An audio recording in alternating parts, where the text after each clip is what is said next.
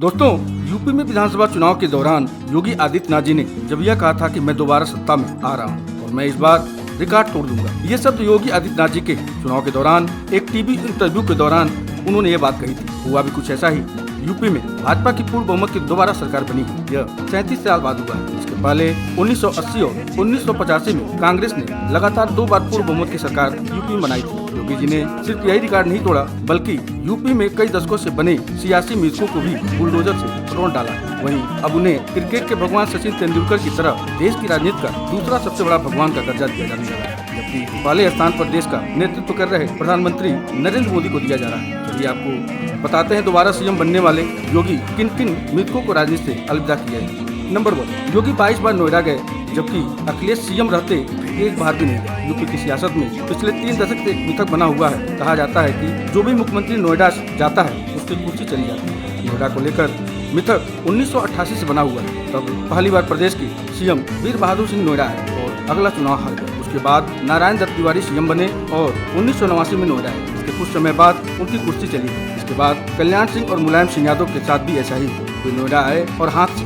CM पद चला गया। 2011 में मायावती भी नोएडा गई थी और वे अगला चुनाव हार गई और उनकी सरकार चली गई। सियासी गलियारों में चर्चा है कि इसी कारण से सीएम रहते हुए अखिलेश यादव नोएडा नहीं गए। हालांकि फिर भी वो सरकार दोबारा रिपीट नहीं कर पाई। सीएम बनकर योगी आदित्यनाथ ने नोएडा के 22 से ज्यादा दौरे किए और पूर्ण बहुमत की सरकार बनाने में सफल रहे। नोएडा को लेकर जब योगी जी से एक इंटरव्यू में सवाल पूछा गया तो उन्होंने कहा था कि मैं मिथक तोड़ने की राजनीति करता हूँ। नंबर 2, मंगलवार नहीं शुक्रवार को लेंगे शपथ। योगी सरकार का पहला शपथ ग्रहण समारोह 19 मार्च 2017 को हुआ था। शुभ मुहूर्त का वह दिन रविवार का था। हालांकि इसके बाद योगी जी ने पहली 2 बैठकें मंगलवार को ली।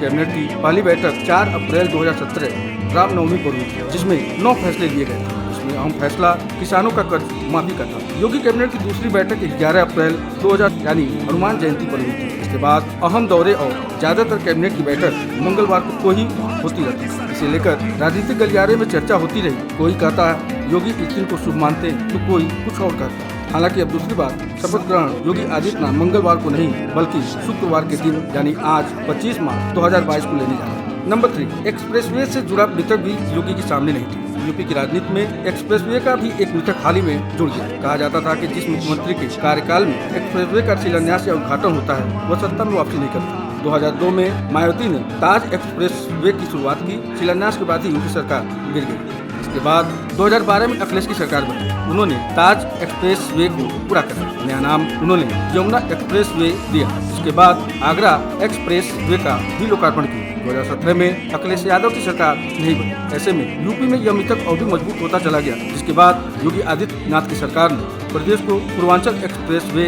बुंदेलखंड गंगा एक्सप्रेस की सौगात। 2022 के चुनाव नतीजों ने इस मिथक को भी योगी जी ने पूर्ण बहुमत की सरकार बनाई। नंबर 4, चुनाव लड़कर और लड़वाकर सीएम की कुर्सी तक पहुंचे। यूपी की सियासत में एक मिथक विधानसभा चुनाव लड़ने से भी जुड़ा हुआ है। ज्यादातर नेता विधानसभा चुनाव नहीं लड़ते, एमएलसी होकर सीएम की कुर्सी तक पहुँचते हैं। 2022 से पहले मायावती, अखिलेश और योगी आदित्यनाथ इसी तरह से सीएम की कुर्सी तक पहुंचते रहे। आखिरी बार सपा पार्टी के संस्थापक मुलायम सिंह यादव ने गुन्नौर सीट से विधानसभा चुनाव लड़कर जीत हासिल की थी। यूपी के सीएम भी बने थे। 2022 के विधानसभा चुनाव में अखिलेश यादव करहल से, जबकि योगी आदित्यनाथ गोरखपुर से चुनाव मैदान में जीते भी, लेकिन सरकार भाजपा की प्रदेश में है। अब योगी आदित्यनाथ सीएम पद की शपथ लेने जा रहे हैं। नहीं, इसी के इर्द गिर्द एक और मिथक यह भी रहा कि जो नेता मुख्यमंत्री रहते चुनाव करवाता है वह अगले चुनाव में सत्ता में नहीं रहता या मुख्यमंत्री नहीं बनता। योगी ने इस मिथक को भी यूपी से अलविदा कर दिया। तो आज की इस वीडियो में बस इतना ही। आपको यह वीडियो अच्छी लगी हो तो लाइक कमेंट करते हुए चैनल को सब्सक्राइब करना मत भूलिएगा। आपके बहुमूल्य समय के लिए आप सभी का बहुत बहुत धन्यवाद। देखते रहिए फैक्ट है जी।